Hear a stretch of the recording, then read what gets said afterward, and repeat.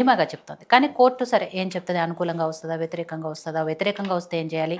అనుకూలంగా వస్తే ఏం చేయాలి? ఇవన్నీ కూడా రకరకాల అంశాలు చర్చకొస్తున్నాయి కాబట్టి, మొదటి నుంచి కూడా 42% రిజర్వేషన్‌కి సంబంధించి కాంగ్రెస్ పార్టీ చేసిన కులగణన మీద అనేక విమర్శలొచ్చాయి. సొంత పార్టీ నాయకులు విమర్శించారు, ప్రతిపక్షాలు విమర్శించారు. కొన్ని బీసీ సంఘాలు దాన్ని వ్యతిరేకించాయి, కొంతమంది ఆమోదించారు. ఇలా రకరకాలుగా కూడా జరిగాయి. తిన్మార్ మల్లన్న కూడా ఇవాళ ఒక విషయం చెప్పాడు. ఆయన కూడా బీసీలకు న్యాయం చేయడంలో రేవంత్ రెడ్డికి చిత్తశుద్ధి లేదు. ఒక రెడ్డి బీసీ రిజర్వేషన్ బిల్లుకు జీవో ఇస్తాడు. ఇంకో రెడ్డి కోర్టులో కేసేస్తాడు. ప్రభుత్వం తరపున వాదించడానికి రెడ్డి అడ్వకేట్ పెడతాడు. ఇలా అంటే కేసు ఎలా గెలుస్తుందని నమ్మాలి. ఇలా రకరకాలుగా కూడా వాదనలు వచ్చాయి. నిజంగానే రెడ్డి సంఘాల నాయకులు కొంతమంది కూడా కోర్టుకెళ్లారు, పిటిషన్లు వేశారు. వీటన్నిటి నేపథ్యంలో రేపు తీర్పు ఎలా ఉండబోతోంది? కాంగ్రెస్ పార్టీ ఎంతవరకు ధీమాగా ఉంది? ఎలక్షన్స్ ఎంతవరకు జరుగుతాయనే దాంట్లో ఉన్నారు. ముందుగా యువటి ప్రేక్షకులకు ప్యానల్ ఉన్నటువంటి అన్న ప్రేమ్కాంత్ గారికి, బీఆర్ఎస్ పార్టీ నాయకులు బట్ శ్రీనివాస్ గారికి మీకు నమస్కారం మేడం. దేశంలోనే బీసీల యొక్క చట్టసభల్లో అదేవిధంగా ముఖ్యంగా స్థానిక సంస్థలకు సంబంధించినటువంటి ఎలక్షన్లు 42% చేస్తామని కామారెడ్డి డిక్లరేషన్లో ఇచ్చిన మాట వాస్తవం. అంతకుముందుకు చేవెలలో మరి ఎస్సీ వర్గీకరణ చేస్తాం, ఎస్సీలో ఉన్నటువంటి ఏబీసీలో చేస్తున్నటువంటి మాట ఇచ్చినటువంటి సందర్భం. వీటన్నిటికీ పురస్కరించుకొని మరి ఈ సంవత్సరం ఫిబ్రవరి 4వ తారీఖున మరి చట్టసభల్లో, మరి చట్టసభలు అంటే శాసనసభ కావచ్చు, శాసన మండలే కావచ్చు, మరి జీవో తీసుకొచ్చి మాకు ఏబీసీ గ్రూపులుగా ఇంటీరియర్ డేటా దాని మీద మాకు ఇవ్వడం జరిగింది. కాబట్టి ఇప్పుడు కూడా ఈ బీసీలది కూడా మేడం ఇంపీరియల్ డేటా కింద అంటే సాంఘిక అసమానతలకు గురైన వాళ్ళు, ఆర్థిక ఇబ్బందులకు ఉన్న వాళ్ళు, తర్వాత రాజ్యాధికారానికి దూరం ఉన్నటువంటి పరిస్థితిలో ఉన్నవాళ్ళు, ఇవన్నీ తీసుకొని మరి కమిషన్ వేసి ఆ కమిషన్ దామోదర రాజనరసింహ చైర్మన్ గారు, ఉత్తమ్ కుమార్ రెడ్డి గారు, సీతక్క గారు, ఇలా 5 మంది సభ్యులతో కూడినటువంటి కమిటీ వేసి ఆ కమిటీ ప్రతి గ్రామంలో ప్రతి జిల్లా హెడ్ క్వార్టర్లో తిరిగిన పరిస్థితి ఈ 2 సంవత్సరాల లోపల. దీనికి సంబంధించి కూడా బీసీ కమిషన్ మరి చైర్మన్ నిరంజన్ గారు, మరి దానికి సంబంధించినటువంటి కమిటీ సభ్యులు బాలలక్ష్మి గారు, ఇట్లా అనేకమంది మరి ఎంతోమంది మన బీసీ సంఘ నాయకులు ఆర్ కృష్ణ గారు కావచ్చు, జాజర కృష్ణ కావచ్చు, శ్రీనివాస్ గౌడ్ గారు కావచ్చు, ఇట్లా అనేక మంది యొక్క ప్రొఫెసర్లది, చిరంజీవులు గారు, అట్లా ఐఏఎస్ రిటైర్డ్ చిరంజీవి గారు, అందరినీ కూడా మరి విద్యార్థి నాయకులను కూడా డేటా తీసుకున్నటువంటి పరిస్థితి యూనివర్సిటీ వైజ్గా. కాబట్టి ఇవన్నీ ఒక ఆలోచన విధానంతో చేసింది. ఇది కూడా మొత్తం కూడా ఒక ప్రజాస్వామ్య పద్ధతిలో, రాజ్యాంగ పద్ధతిలో అదైతే ఆర్టికల్ 281 ఆర్టికల్ ప్రకారం చేసినటువంటి అంశం ఇది. దీన్ని క్రోడీకరించుకొని మా ఆగస్టు 30 తారీఖున మరి మనకున్నటువంటి శాసనసభలో మళ్ళీ శాసనమండలిలో కూడా మనం జీవో కూడా పాస్ చేసుకున్నాం. అది మొత్తం కూడా మనం ఒక అధికారికంగా రాజ్యాంగ పద్ధతిలో తీసుకొచ్చినటువంటి అంశాలు. ఏదో గుడ్డిగా రాత్రి పాస్ చేసుకున్నామని మీరు అన్నారు. ఆల్రెడీ గవర్నర్ దగ్గర, రాష్ట్రపతి దగ్గర పెండింగ్ లో ఉన్నదాన్ని ఎట్లా జీవో తీసుకొచ్చి ఆమోదించారనే కదా వాళ్ళ కోర్టు అడుగుతుంది. అదే మేడం, దాన్ని కూడా గౌరవ ప్రభుత్వం నుంచి నియమించబడ్డటువంటి అభిషేక్ సంఘీ గారు వాళ్ళు ఆర్టికల్ 281 ముందు తీసుకొచ్చారు. ఆయన ఏవైతే పిటిషనర్స్ ఉన్నారో ఆ పిటిషన్ కూడా జీవో మీద మాట్లాడారు. జీవో 9 మీద వర్గీకరణ చేస్తారా, రిజర్వేషన్ పెంచుతారా, చట్టసభల్లో దాన్ని బిల్లు పాస్ కావాలి కదా అంటే చట్టసభలో బిల్లు పాస్ అయినాకనే జీవో ఏర్పడ్డది. జీవో ముందు ఏర్పడ్డది. చట్టసభలో ఈ 2 చట్టసభల్లో ఆగస్టు 30 తారీఖున బిల్లు పాస్ అయింది. దానికి ప్రతిపక్షం వాళ్ళు అందరూ కూడా ఆమోదం తెలిపిన తర్వాతనే జీవో మొన్న పోయిన వారం జీవో స్టార్ట్ అయింది. మనం ఎప్పుడైతే ఒక 10 రోజుల కిందట గౌరవ ఎలక్షన్ కమిషన్ రాణి కుముదిని గారు ప్రెస్ మీట్ పెట్టిన తర్వాత అనౌన్స్ చేసిన తర్వాత జీవో నెంబర్ 9 ప్రకారం ఏర్పాటు జరిగింది. ముందే చేయలే. కాబట్టి ఇవన్నీ కూడా రాజ్యాంగ పద్ధతిలో జ్యుడిషియల్ లా ప్రకారం వెళ్తున్న పరిస్థితి ఇది. ఎక్కడ కూడా స్వార్థపూరితమో లేకపోతే రాజకీయ కుట్రనో లేకపోతే మా పార్టీ బలపడాలనో లేకపోతే ప్రభుత్వం యొక్క ధోరణో ప్రభుత్వం యొక్క ప్రభావము అనేది ఏం లేదు. ఇంపీరియల్ డేటా ప్రకారము ఏదైతే అణగారినటువంటి వర్గాలు ఉన్నావో దానికి సంబంధించి తీసుకున్నటువంటి ఎంతో మంత్రులు, ఎందుకంటే సుదీర్ఘంగా ఉండాల్సినటువంటి పరిస్థితి ఇది. కాబట్టి ఏదో మధ్యలో క్లోజ్ చేసుకొని మళ్ళీ గతంలో ఏబీసీ వర్గీకరణ జరిగింది. చంద్రబాబు హయాంలో ఎస్సీ వర్గీకరణ జరిగినప్పుడు ఒక 2 సంవత్సరాల తర్వాత మళ్ళీ దాన్ని సుప్రీంకోర్టు కొట్టేయబడ్డది. కాబట్టి అవన్నీ కూడా ఒపీనియన్ తీసుకొని లీగల్ ఒపీనియన్ తీసుకొని సుప్రీంకోర్టు న్యాయమూర్తులతోన, న్యాయవాదులతోన, మరి పెద్దలతోన, మిగతా ప్రజా సంఘాలతోన, కుల సంఘాలతోన అందరిని మమేకం చేస్తూ తీసుకున్న నిర్ణయం ఇది. ఈరోజు బీసీ సంఘాల వాళ్ళు చాలా అద్భుతంగా సంతోషపడుతున్నారు. వాళ్ళు పొద్దున 10 గంటల నుంచి ఇప్పటి వరకు దాన్ని అందరూ కూడా స్వాగతిస్తున్నారు.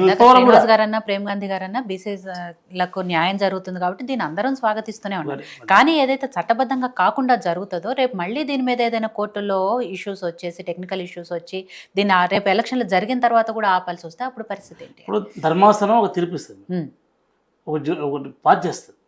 దాని ప్రకారం కట్టుబడేటువంటి అంశాలు కొన్ని ఉంటాయి. గతంలో చాలా వరకు కూడా వివిధ జీవోల మీద, వివిధ అంశాల మీద పోయిన వాళ్ళే. మనం ఇప్పుడు ఉదాహరణకు వస్తే మన తెలంగాణ రాష్ట్ర ఏర్పాటు 2014 ఫిబ్రవరి 18 తారీఖున అయినప్పుడు మరి ఈ పార్లమెంట్లో బిల్లు పాస్ చేసుకొని మళ్ళీ రాజ్యసభకు పోయినప్పుడు రాజ్యసభలో చాలా ఇబ్బంది ఎదురైనాయి. అప్పుడు డోర్లు పెట్టి కూడా ముక్కుని ధైర్యంతో మూజువాన్ని ఓటుతున్న బిల్లు పాస్ చేసుకొని బిల్ ఈజ్ పాస్డ్. అప్పుడు డిప్యూటీ స్పీకర్గా ఉన్నటువంటి పర్సన్ తమిళనాడు ఆయన డిప్యూటీ స్పీకర్ గారు పాస్ చేసేసాడు. అంటే ఇప్పుడు దానికి వచ్చి మన 10 సంవత్సరాలు దాటిపోయింది. మరి దీనికి మళ్ళీ ఒకసారి అయిన తర్వాత వెళ్ళాల్సిన సందర్భాలు ఉండవు. ఎందుకంటే ద్రోహులు అవుతారు. మళ్ళీ ఇప్పుడు ద్రోహులు అవుతారు, రాజకీయ ద్రోహులు అవుతారు. రాజకీయంగా ఎవరిని ఎత్తుగా వాళ్ళకు ఉంటుంది, ఎవరు ఎజెండా ఉంది. ఈరోజు బీఆర్ఎస్ పార్టీ స్పష్టంగా ఎక్కడ వచ్చి మాట్లాడిందే. బీజేపీ పార్టీ ఇంతవరకు కూడా మాట్లాడలే, వాళ్ళు కూడా మాట్లాడలేదు. బిల్లు వాళ్ళ దగ్గరనే ఉంది. దాని మీద మళ్ళీ గౌరవ ప్రధానమంత్రి గారు ఆయన మేము బీసీ జనగణన చేస్తాం, దేశవ్యాప్తంగా చేస్తాం, బీసీలో కూడా రిజర్వేషన్ ఇస్తాం ప్రకటించారు. అది ఎప్పుడు అంటే ఎలక్షన్ల ముందా? ఏదో 33% మహిళలకు ఇచ్చినట్లు. అంటే వాళ్ళు ఎలక్షన్లు మూమెంట్ తీసుకొని చేయాల్సిన పరిస్థితి దేశంలో కనిపిస్తుంది. మనం చూస్తూనే ఉన్నాం. ఒక విద్యావంతులుగా, ఫోర్త్ ఎస్టేట్గా, మీరు రాజకీయ నాయకులుగా అందరూ చూస్తున్న పరిస్థితి. 33% మొన్న 23లో ఇస్తే 24లో ఇస్తే అయిపోతున్నాయి. కొంతమంది మహిళలు ఎంపీలు అవుతారుగా, 28 వరకు దాన్ని పోస్ట్ పోన్ చేసింది. అంటే ఇదంతా ఎన్నికల స్టంట్. ఇక్కడ అట్లా కాదు. ఇప్పుడు ఎలక్షన్ లేవు కదా, ఇప్పుడు ఎంపీ ఎలక్షన్ లేవు, ఎమ్మెల్యే ఎలక్షన్ లేవు. కాకపోతే ఇచ్చిన మాట ప్రకారం 42% ఇవ్వడం అనేది దేశం మొత్తంలో ఒక మాట ఇచ్చారుగా, మాటను కట్టుబడకుండా ఒక పద్ధతి మీద అన్ని వర్గాలను కలుపుకొని బీసీ జనగణనను చేసుకుంటూ బీసీ రిజర్వేషన్లో అందరి యొక్క సూచనలు తీసుకుంటూ మరి ఇటు మీరు చూడండి. ఈరోజు జరిగినటువంటి ఎప్పుడైతే 2014 ఫిబ్రవరి 18 తారీఖున పార్లమెంటులో ఉభయ సభల్లో ఎంత ఉత్కంఠత ఉన్నదో ఆ రోజున బీసీ తెలంగాణ బిల్లు ఏమవుతుంది. ఇప్పుడు ఈరోజు అంతా నరాలు లేకపోతున్నాయి. ఆ సిచ్యువేషన్ మళ్ళీ 10 ఏళ్ళ తర్వాత ఈరోజు కనిపించింది. 11 ఏళ్ళ తర్వాత ఈరోజు కనిపించింది. కాబట్టి ఒక అంశం ఇది, ఒక సామాజిక అంశం ఇది, ఒక రాజకీయ అంశం ఇది. రేపటి నాడు చట్టసభల్లో బీసీలు ఉండాలి అన్నట్లు మాకు ఎస్సీ ఎస్టీలకు ఉంది. బీసీలు కూడా ఉండాలి, అనగారిన అటువంటి ప్రజలు కూడా రాజ్యాధికారంలో ఉండాలి, బాబాసాహెబ్ అంబేద్కర్ కలగనటువంటి ఆశయాలు ఉండాలనేటువంటి ఆలోచనతోన తీసుకునే నిర్ణయాన్ని ధైర్యంగా బీజేపీ కానీ బీఆర్ఎస్ కానీ ధైర్యంగా మాట్లాడలేక లోపల చేస్తున్నటువంటి కుట్రలు ఎన్నో ఉన్నాయి.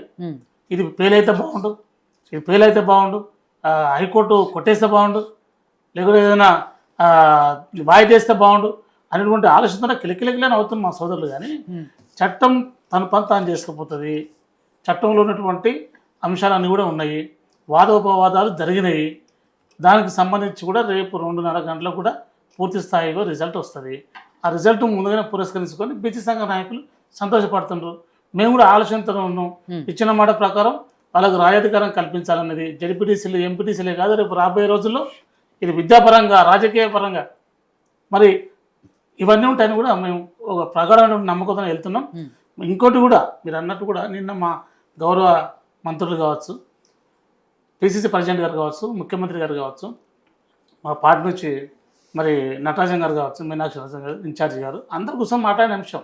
ఒకవేళ అక్కడ అనుకూలమైనటువంటి తీర్పు రాకపోతే ఏంటి పరిస్థితి అంటే త్యాగాలకు ప్రతిరూపమైనటువంటి కాంగ్రెస్ పార్టీ, దేశానికి స్వాతంత్రం ఇచ్చిన పార్టీ, తెలంగాణ ఇచ్చిన పార్టీ, అదేవిధంగా రేపు కూడా ఇదే 2% బీసీలను జనరల్ సీట్లో కూర్చోబెడదామనే ఆలోచన కూడా ఉంది.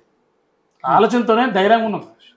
అది ఇప్పుడు మీరు కొత్తగా చేసేదాన్ని గతంలో కూడా ప్రేమ్ గాంధీ గారు అన్నట్టు జనరల్ వాటిల్లో కూడా బీసీలకు ఇచ్చిన సందర్భాలు చట్టబద్ధత కాదు కదా మేడం, ధైర్యం కాదు అది, ఇది చట్టబద్ధత. ఇప్పుడు మీరు పార్టీ పరంగా ఇస్తా అన్నది కూడా చట్టపరంగా కాదు కదా. ఒకటి మేడం, ఇప్పుడు కోర్టు ద్వారా వచ్చేదేమో చట్టబద్ధత, ఇది దీర్ఘకాలికంగా ఉంటుంది. అవును. ఇప్పుడు కొన్ని జడ్పీటీసీలు ఎంపీటీసీ కొంత దగ్గర బీసీలకు ఇచ్చిండ్రు. ఉమ్, ఆ బీసీలకు ఎవరికి ఇచ్చిండ్రు? ఏ బీసీలకు ఇచ్చిండ్రు? బలమైన బీసీకి ఇచ్చిండ్రు, డబ్బున్న బీసీకి ఇచ్చిండ్రు, ఉమ్. బలంగా బలిసిన బీసీకి ఇచ్చిండ్రు అని అందరికి ఇయ్యలే కదా. అట్లంటే మీరు ఇచ్చిన రిజర్వేషన్లలో కూడా అసలు బీసీలు లేని చోట బీసీలకు రిజర్వ్ ఇచ్చిర్రు అనేది కదా. ఒకటి మేడం, ఇప్పుడు బీసీ జనగణన ప్రకారం ఇచ్చిండ్రు, దానిలో మార్పులు చేర్పు ఉంటే కూడా రేపు మాట్లాడొచ్చని కూడా దాంట్లో కూడా పిటిషన్లు వేసిండ్రు. ఉమ్, అవి కూడా అంశాలు రేపు తెలుస్తాయి కదా. రేపు కోర్టులో జడ్జిమెంట్ అప్పుడు ఏంటి అనేది కూడా తెలుసు. దానిలో ఉన్నటువంటి బీసీలా A group, C group, B group, ఇవన్నీ రకరకాల గ్రూప్స్ ఉన్నాయి. ఉమ్. దానికి సంబంధించి కూడా వచ్చేటువంటి అంశాలు ఉన్నాయి. కాబట్టి ఇవన్నీ కూడా క్రోడీకరించుకొని గవర్నమెంట్ ఏదైతే కోర్టు